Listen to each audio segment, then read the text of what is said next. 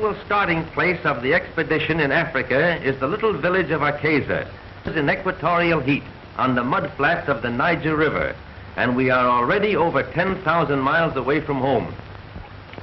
Adventurous missionaries, ivory traders, and elephant hunters have used this town as a jumping-off place many times before us, and signs of civilization are apparent. Life is not a game of bridge and an afternoon of tea for the ladies of Africa. They are too busy pounding rice for the next meal. Yet there are light spots in this dark land. Here is a beauty parlor. She doesn't put in permanent waves. She's paid for trying to take them out. Anyway, she's trying to take out something. And here is the original tailor of 2 suits for the price of 1 frame. While he weaves a pair of trousers on his ancient foot-power loom, his customer in the background waits in his other suit. This little group of elephant tusks is worth over $10,000, and each pair represents the death of a 4-ton animal. Here we charter an old-time wood-burning stern-wheeler, which will carry the expedition approximately 500 miles up the Niger River. From that point, we will travel by truck, and the foot safari will carry the supplies. Hundreds of gallons of gasoline and oil for the truck must be transported and deposited at convenient points along our proposed route, in this manner or on the backs of our native quarters. We engage most of the town's population at 25 cents a day to chop wood for the boat and gather drift logs from along the riverbanks in their primitive canoes, which are hollowed out of a single tree.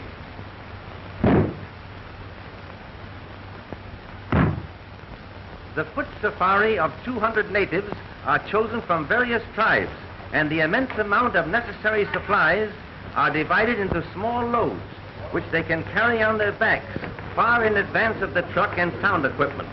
The fact that each tribe speaks a different language lessens the possibility of them all striking or quitting the expedition at one time. How would you like to carry 60 pounds on your head 20 miles a day in torturous heat? Finally, the entire expedition is loaded onto the steamship which will carry us up the Niger and into the heart of the dark continent. Then we will begin our great trek across Equatorial Africa, where man is the prey of animals and animals the prey of man. Africa the unknown. The crossing of the Shari River presented a problem until we found a trader with a small portable motor attached to a rowboat. Our own men fashioned a flimsy raft of 3 dugout canoes, which didn't look very safe, but was better than nothing at all. So we put the truck on and took the chance of walking back if anything happened in midstream. Goodbye, everybody. However, many trips landed everything safely, and on the other side we met some lonesome Frenchmen who treated us to wine and a very fine dinner. They were surprised to find that we had come all the way from the west coast by motor. At last we arrive on the edge of the great Ituri forest, in which elephants, the largest of all animals, and pygmies, the smallest of men, are found.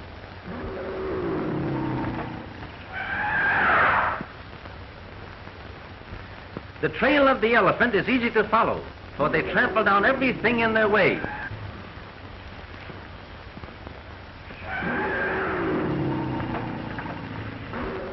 Larger in size, but comparable in bulk to the rhino, elephants differ greatly in brains. They are the wise, are the most stupid.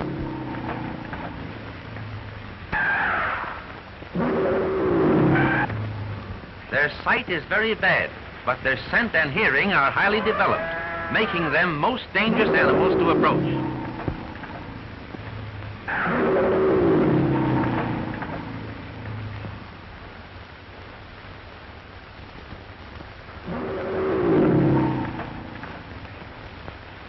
A family like this are very loyal comrades. They have been known to carry a wounded pal away from danger, supporting his immense body between them at the risk of their own lives. The African elephant, unlike his Indian namesake, has never been successfully trained for the use of man.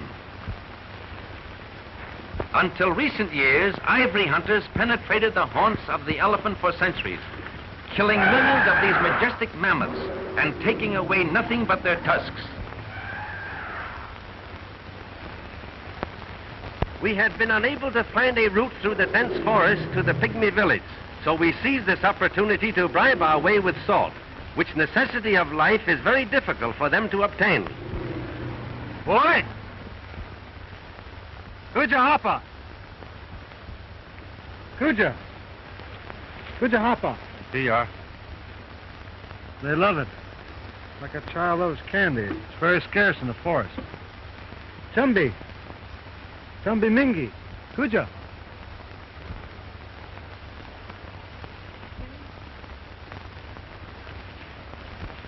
Chumbi guinea? Ifa minyara? Yo! Dito! He says he'll take us to the pygmy clearing if we bring plenty of salt. We better bring plenty of water. Something tells me he's going to be plenty thirsty. Finally, our little guide brought us to a clearing in the center of the deep Ituri forest, and hundreds of pygmies came from all directions to greet us. The average height is a little over 4 feet, and they rarely weigh more than 75 pounds, but they are well proportioned and comparatively strong. This is the smallest tribe of people in the world. They live in clans of 20 or 30, a few miles apart, and a representative of each family receives the salt.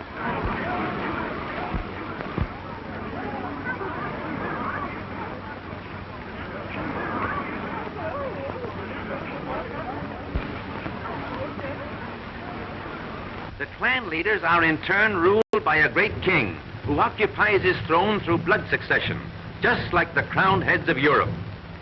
He is honoring us by coming in from the depths of his forest capital. We wanted to pay our respects to His Majesty there, but the darkness in the interior makes photography impossible, and the king graciously offered to come to us in the clearing. He is comparatively young, and both he and his subjects show character and intelligence. In this, they differ from most of the other African tribes. Besides supplying music for the dance, these great tom-toms boom out messages in a code similar to our telegraphy. Everybody dances in Pygmy Land, and their chanting, while not particularly harmonious, has a fast rhythm that makes the feet want to do things. These are the original hot dogs. The Pygmies have practiced companionate marriage for centuries, long before Judge Lindsay was ever heard of. If a marriage doesn't take after a year's tryout, they start all over again with a new wife. No one is allowed more than one wife at a time, except the king. He gets 2 for safety's sake, to ensure a son and future king. These are the queens. They are very modest and shy when the king is around. According to scientists who have made a study of the past history of this race, the pygmy is not really a Negro, and their faces certainly show a great similarity to nearly every other nationality in the world.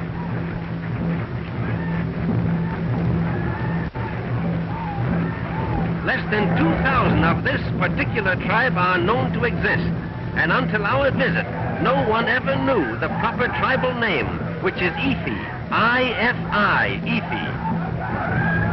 Here is an unusual fact.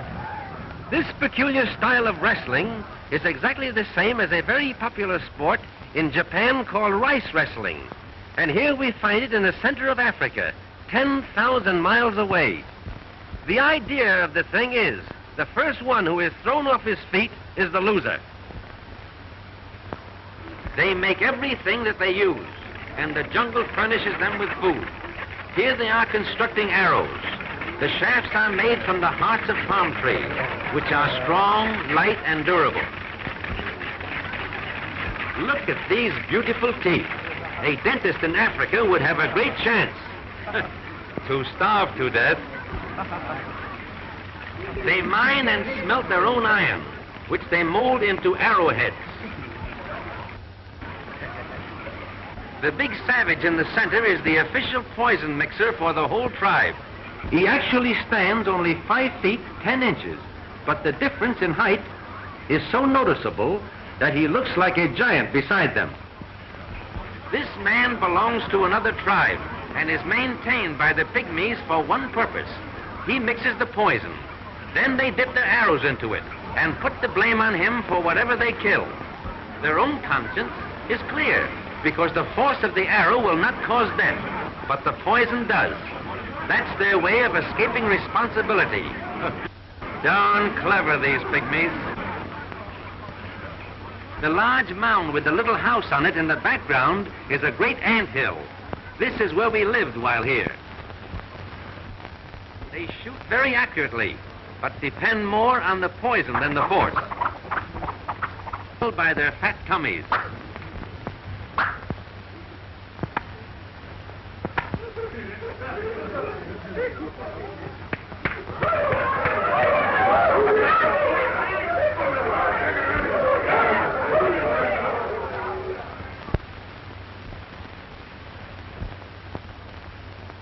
But it is very hard to get close enough to photograph them.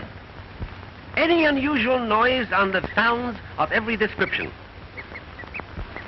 A cheetah slinks off, uttering his odd bird-like call.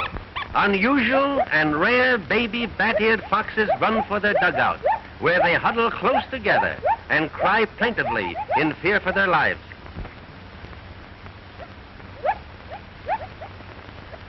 Even a herd of ostriches glide by. The huge pads on their feet muffle the sound, and they make great speed in their springy, strutting manner. It's like Mother Nature holds a grudge against the zebra. Its glaring stripes make it an outstanding target for beasts of prey in search of food. Almost powerless when attacked by a lion, but oh boy, they kick and bite viciously when bothered by other animals. Zebras in zoos over here rarely make any kind of a sound, but this shrill bark is common both day and night in Africa. The stripe patterns are like human fingerprints. No two are found alike.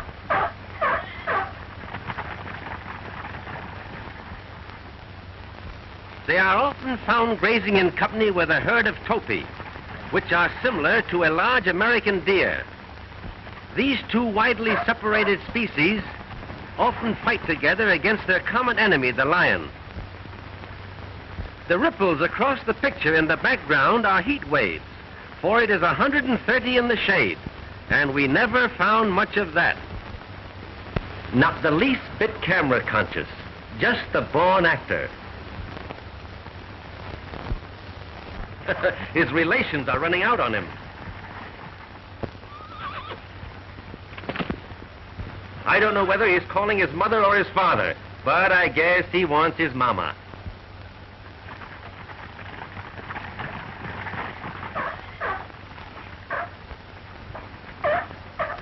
Though lions kill hundreds of thousands for food each year, the zebra still survives and increases in number, and their pounding hoofs in mad stampede can be heard on all the velds of Africa.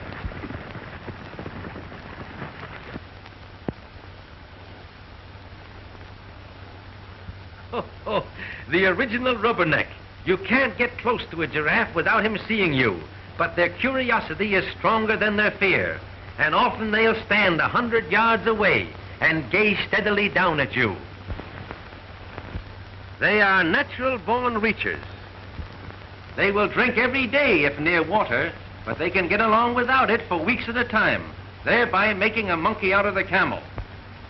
A full-grown giraffe is the tallest animal on the face of the earth, often standing nearly 16 feet high. Hunters rarely kill these harmless monsters, but the natives often do, for the hide makes a bullwhip 30 feet long without a break.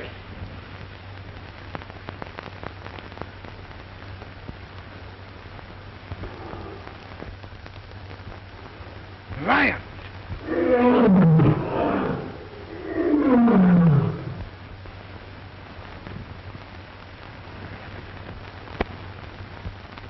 But these two lions are stuffed with food and lazy.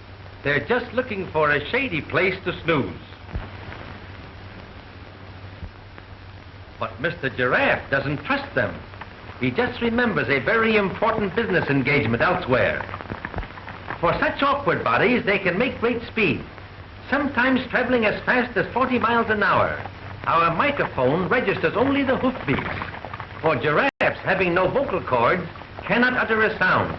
They're just naturally dumb. But not quite as dumb as the yokel who first saw one in a circus and said, "There ain't no such animal."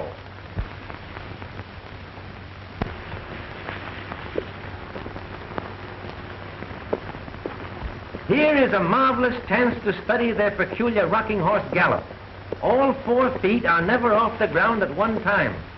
They were once called camel leopards, due to their leopard spots and their unusual ability to go without water. The huge legs, long neck, and sloping back make the giraffe appear clumsy. But notice how the head remains level, while the neck takes up the bumps like a shock absorber. They could run clear across the picture with a glass of water between their horns and not spill a drop. Once underway, these great runners are hard to stop, and they have often hung themselves on the telegraph wires of the new railroad, which has been started from the Indian Ocean coast.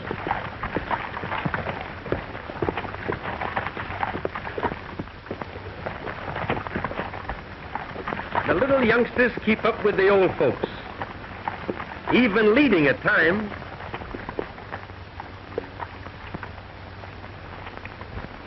Here is a sure enough neck-and-neck race, with the little fellow trying to hitch on behind. If he only had sense, he'd grab that tail. Flamingos by the million. Each bird stands nearly 4 feet high and weighs about 30 pounds, but the flesh is odorous and unfit to eat. It looks like the parade of the wooden soldiers.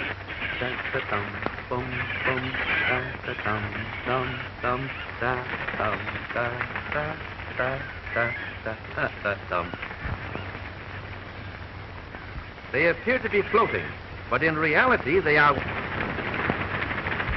It is an amazing sight to watch a flock numbering hundreds of thousands suddenly lift themselves into the air, so thick that they hide the sun. Thick is the reality of an artist's dream.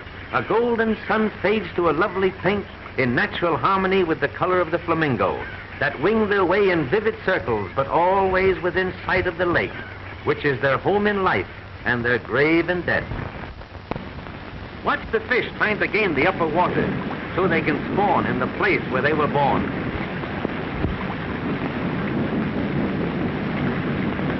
Oh, how would you like to have that baby on your hook? 50 miles below the falls, the Nile spreads out into a flat, virgin wooded valley.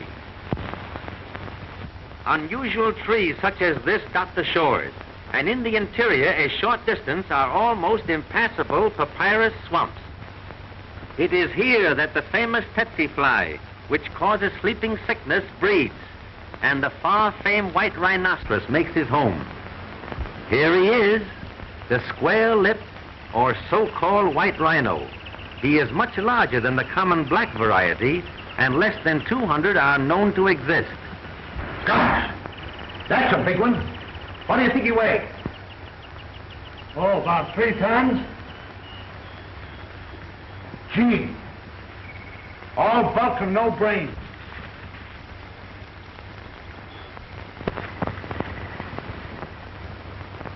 Charming fellow. He'd like to make friends with you, in his own way. Thick-skinned and bad-tempered, this most weird survivor of prehistoric animals is rapidly becoming extinct. The horns are not bone, but consist of thickly compressed hair, which is valued at 3 times the price of ivory, because it is shipped to China, where it is considered the greatest of all medicine cure-all. Impala, Impala, the most graceful of all the antelope family. They always travel in herds of 100 or more through a park-like country. I'll make him show some action. Be careful. Don't hit him. I won't. When frightened, they jump, much like a kangaroo, but infinitely more graceful. The natives call this the dance of the impala, but we call it the dance of the leaping lena.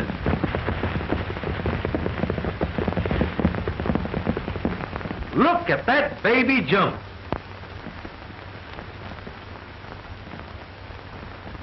If you notice, folks, the one without a hat is a distant relative to the Mexican jumping bean. No authority seems to know why the impalas jump. It's just another of those unexplainable mysteries of African animal life. When they stop, no amount of outside interference can stop them again.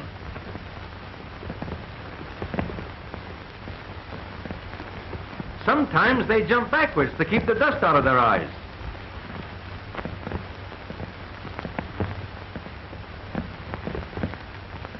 They almost seem to have wings as they literally glide through space. Their lithe bodies sail through the air for as much as 40 feet in a single jump, and 12 to 15 feet high, but sometimes higher in the spring.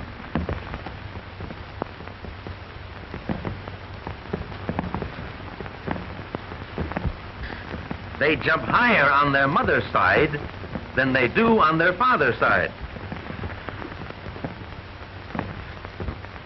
Here's a great job for a cowboy, breaking in one of these things. It's probably something they ate last night. There goes 3 of them up together. Lions eat very few impalas because the impalas keep him on the jump, and the lion goes crazy trying to catch up.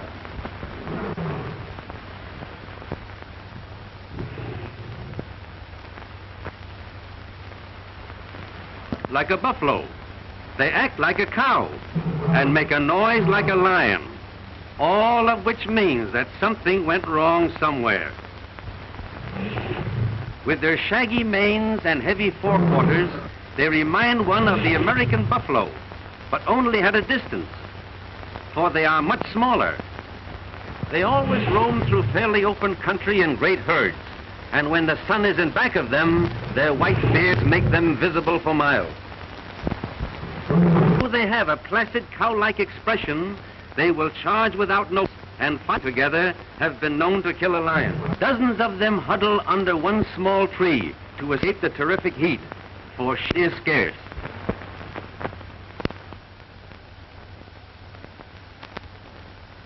Though there are many hardships connected with an expedition of this kind, the charm of Africa lies in the ever-changing things of interest. You never know what to expect just around the corner. Paul! What is it? Look at those big grasshoppers. Grasshoppers, nothing. Those are Abyssinian locusts. The whole belt will soon be black with them. We'll have to cover everything up. Come on. Go and get that camera, quick. Charlie, you'll have to cover that truck with the cameras and tie it down tight. All right. Yango! Come on, Yango. Hurry up.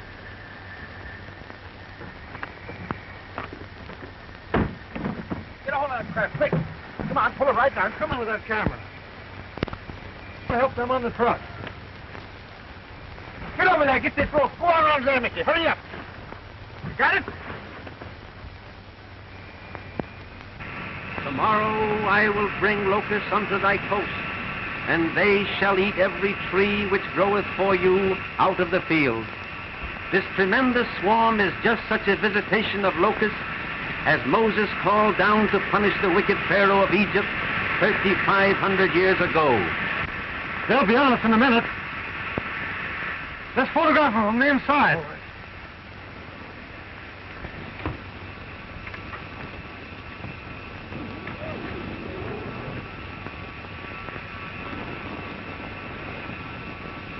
The windows of the tent were especially constructed of flexible isinglass, through which photography is possible.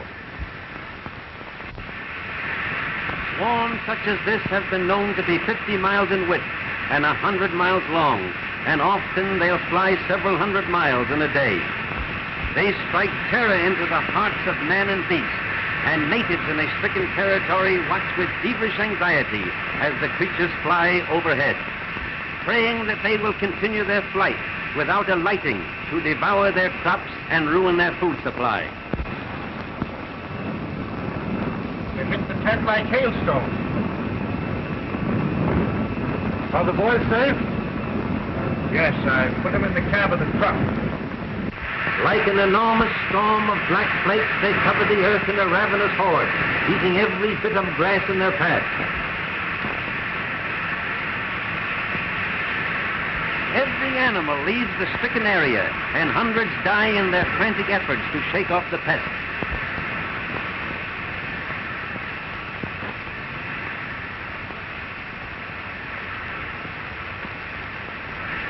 Clouds of countless billions literally hide the sun, and every modern resource of science has failed to combat them, for no one knows from whence they came or where they go.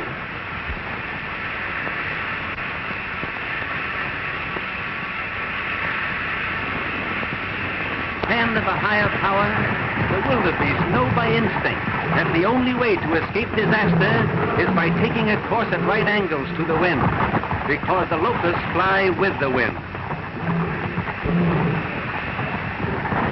It is estimated that there are about 60,000 locusts to the square yard, and a swarm such as this covers millions and millions of square yards.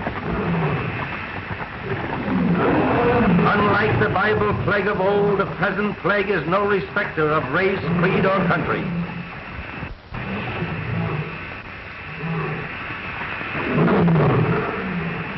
The stampeding wildebeests raise clouds of giant hoppers, which have settled on the ground. The frantic animals must travel more than 50 miles through this insect storm before they can eat or drink again.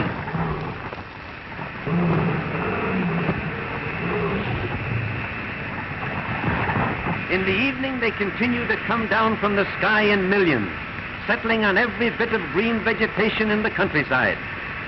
They break strong branches of trees by the sheer weight of their countless numbers, and the ground is covered with a blanket at least 6 inches deep. All through the night, they eat every blade of grass, every leaf of the trees, and in the morning, this beautiful country is transformed into a bleak and barren desert. To our knowledge, we are the first in the history of motion pictures to record and photograph this phenomenon of nature. And Moses said, "For they covered the face of the whole earth, so that the land was darkened, and they did eat of every herb of the land, and all the fruit of the trees. And there remained not any green thing, either tree or herb of the field, through all the land." With their crops and food supply ruined overnight, whole tribes of natives have been caught in a scourge like this, to die of starvation before they can get out of the devastated area. It was our good fortune that the truck contained sufficient food to carry us out of this ravaged country to our next supply station. After many days of travel in equatorial heat, we climbed to the summit of the Banaugi Mountains. Below is the Tanganyika Valley of Lions, and here among the tribe of Maasais, the most profound tragedy of the entire trip took place. And here in the shelter of a great rock, the Maasais build their manyatta, or thorn-enclosed village, which houses the old men, women, and children of this famous cattle-raising tribe. This manyatta is completely surrounded by an 8-foot wall of thorn bushes, with the cow-dung huts of the natives just inside the thorny circle. This peculiar construction is a protection against night-prowling lions. In the evening, the entrance gate is also plugged with the thorn bushes, and the cattle are herded into the center, where they are comparatively safe through the night of marauding lions in search of food. The whole assembly is only a temporary city, for when the grass is gone from the nearby fields, the entire tribe moves to a new location. A Maasai prizes his cattle rather more than his wives, and he has about the same number head of each. Both are traded in regularly, and the prices vary according to the supply and demand. The old chief told us the average price per maiden is 1 steer, 2 cows, and a keg of honey beer. Of course, second-hand wives are quoted at cut-rate prices. He said he was a good trader and trotted out his collection of female curios to prove it. It is the duty of the Maasai women to take good care of the calves as well as the children, and the chief apologized for those of his wives who were out helping the cows. The rest of them wouldn't come out. Some of the others were nursing calves, for this duty is just as important as the care of the children. Copper and iron wire form the principal adornments of the Maasai women, and their social standing is graded by the amount possessed.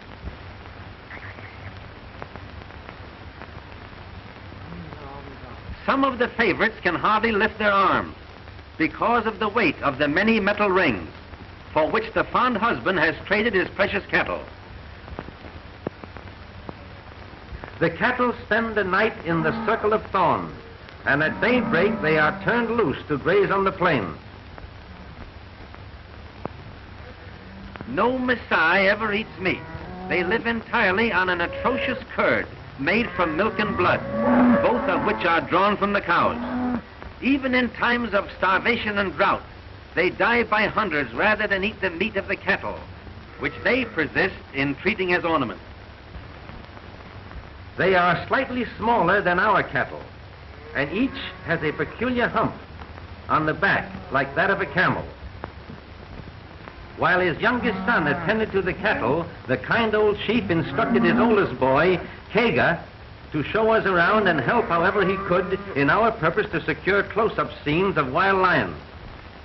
Though thousands of lions are known to be in this grassy valley, they have learned to stay away from the cattle because a human being is always with them. Dotting the hillsides in the open, but close to the Maasai village, can be seen the huts of the Maasai El Moran or lion hunters, the most courageous and feared of all African warriors. They are the tribe policemen or protectors, and in these clusters of small huts they live like knights of old, being carried their food of milk and blood by maidens of the tribe, who also live with them in a state of free love. They are maintained for the sole purpose of hunting lions, which have become man-eaters or molesters of the great herds of cattle that constitute the wealth of the tribe. Here in this valley of lions we make a permanent camp and carefully prepare to obtain motion pictures and sound of the giant cats in their natural moods.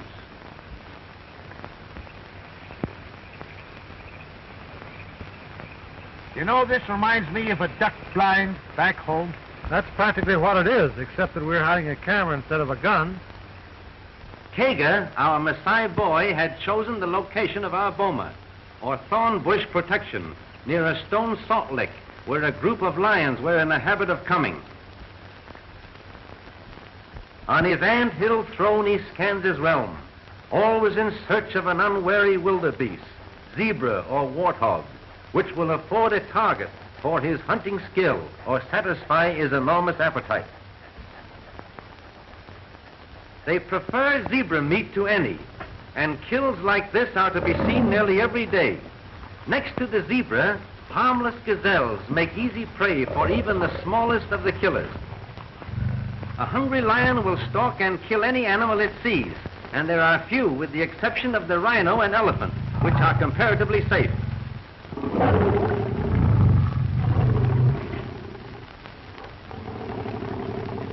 Truly the king of beasts, flesh-eating and blood-drinking, but now a picture for an artist's eye. Though she appears as gentle as a tabby cat, the female is more deadly than the male.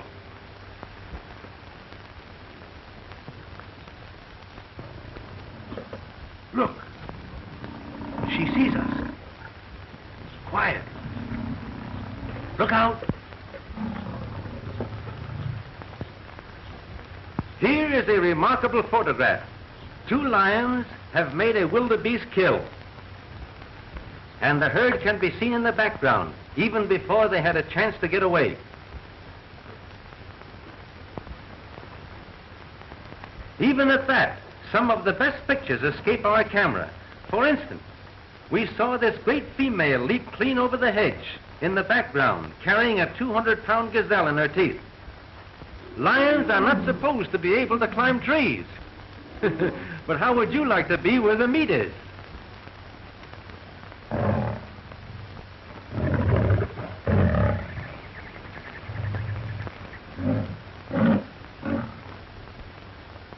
The heat at all times is almost unbearable to both man and beast. In the middle of the day, when the sun is white hot, they huddle under scraggly trees for what little shade there is.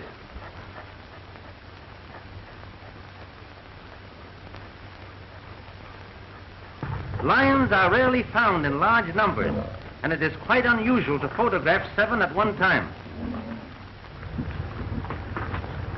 At 3 months of age, the cubs cry for meat, and mother must provide. For these have not yet reached the age when they can make a kill of their own.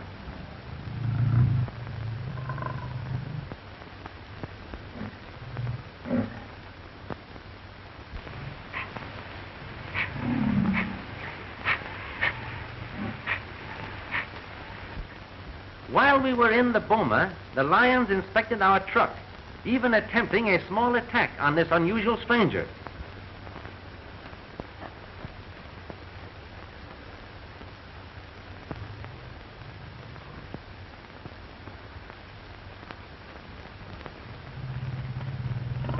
They tore off a spare tire and slyly took a little nibble at it.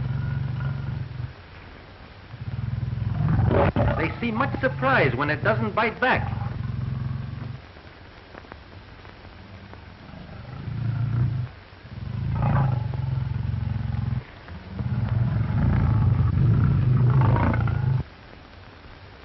There is a widespread belief that lions live in the jungle, though the truth is just the opposite. They are always found in open grassy plains, because the lion is a meat eater, and he feeds entirely on animals, which in turn live off the virgin grass of the open country.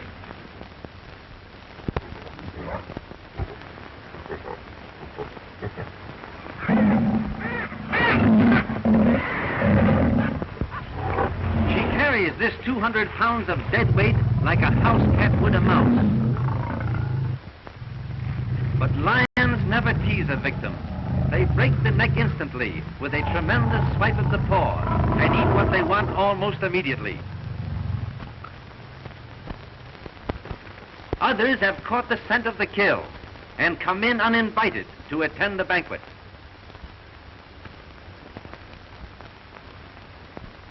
Shooting the prowlers of the plains with a camera is much more difficult than with a gun and brings one in closer contact with them.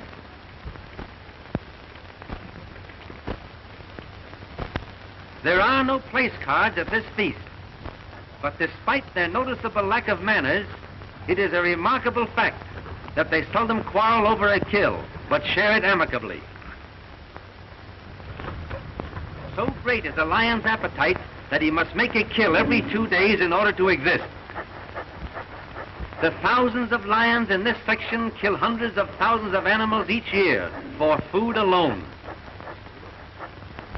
In their natural state, active lions are seldom found with great shaggy manes, like those in a zoo, because the long hair is caught on bushes and torn by the thorn trees.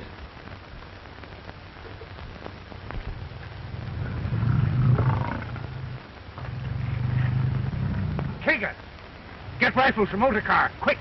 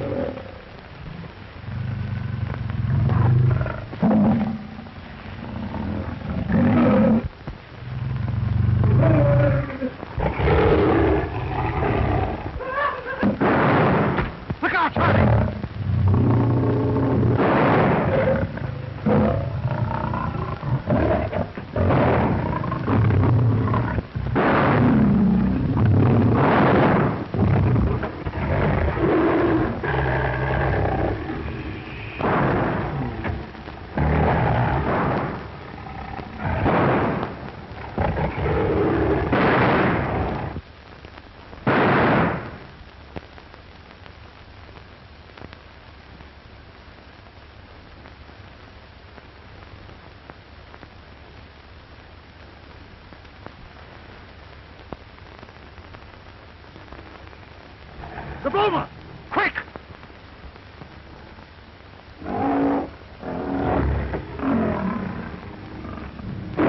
One big male even followed us toward the boma. It is very interesting to watch a lion shy at the sight of thorn bushes when he will charge straight at a firing revolver. After reloading our revolvers, it was useless to continue the battle because it was already too late to do anything for poor Kaga.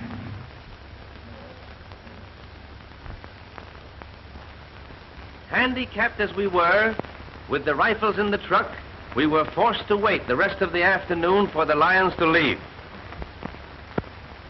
Finally, 5 out of the 6 which were around us trooped off behind the leader. Only one of the man-eaters remained at the kill. A flock of vultures awaited his departure, and behind them in the distance, a ring of cowardly hyenas also await turn.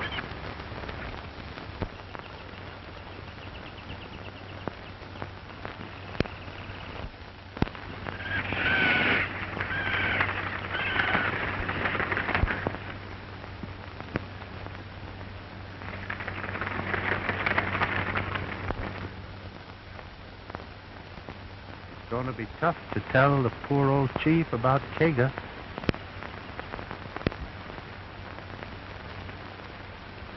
Come on, let's go.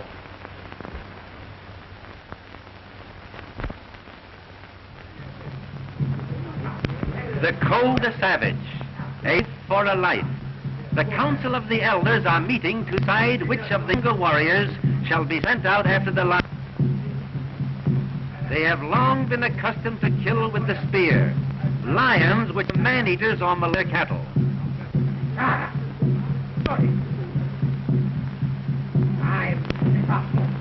There's sadly a outcome of the council.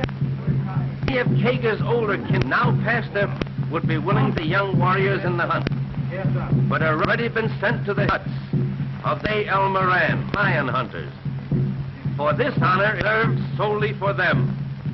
The phantom made of ostrich feathers and is as necessary to hunt as the spear. The Maasai El Moran love a battle, but not all of them are out to go on the hunt. Great honor, and the chief only take along those chosen by the council.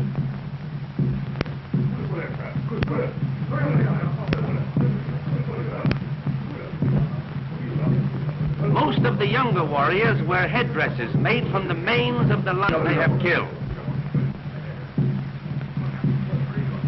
All their lives they have lived foods, blood, milk, and water, and they are as fit as lions they hunt, cruel and fearless. They let us come along to photograph the hunt, only on our solemn promise not to shoot the lion.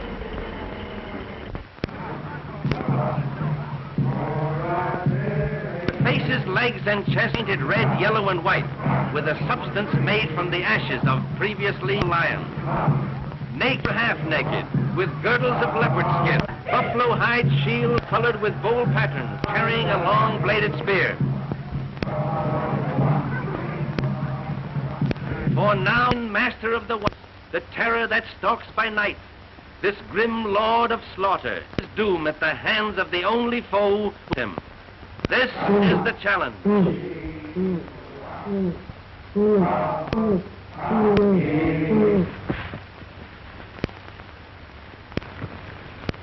They in unison, the sun, and moon fierce singing builds up a furious wrath at the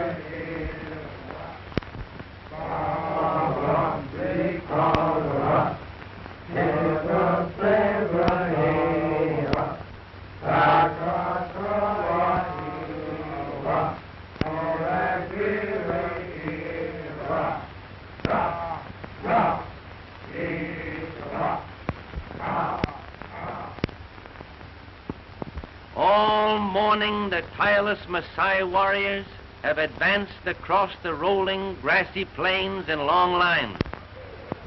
beating across a circle 12 miles in diameter, lie as panthers, their great muscles rippling under their smooth, dark skin. Suddenly, a short distance ahead, a great female spied us and darted off to the right. We were happy to shoot her, but we could not break our promise with the Maasai chieftain. Now the hunters form the final circle around east. The razor-sharp spearheads glint like silver in the sun rays, and their savage yells become shrill in anticipation of victory.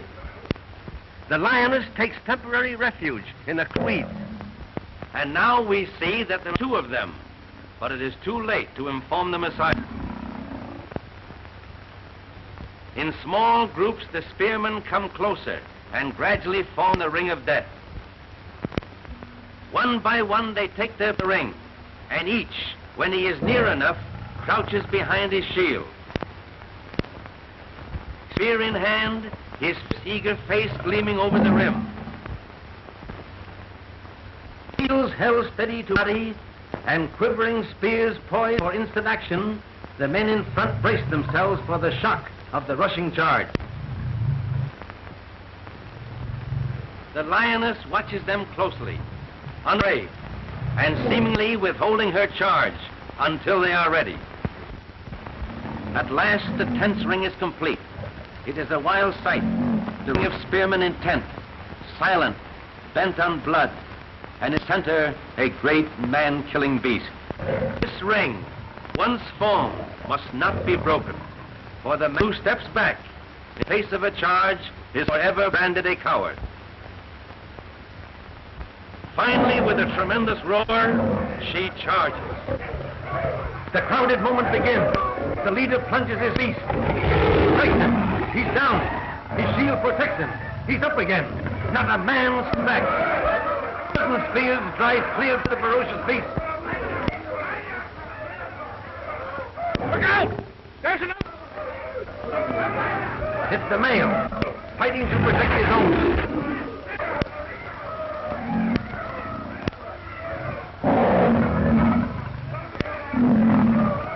Look out! He's got another one. Quick as lightning, the spears flash again.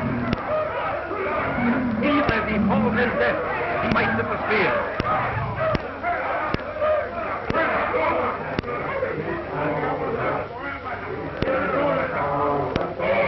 The first half-dozen spears have done the work, and Kega is avenged. The whole thing is over in 30 seconds, but in seconds. Excited, them wild with savage, and we wondered if to us next. The chief takes away the knife, whose wild frenzy seems to be getting the best of him.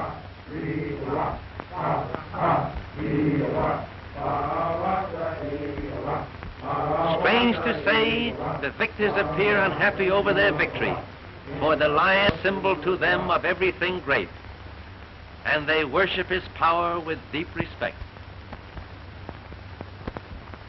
Finally, the end of this day of thrills is the Maasai tribute to their fallen foe.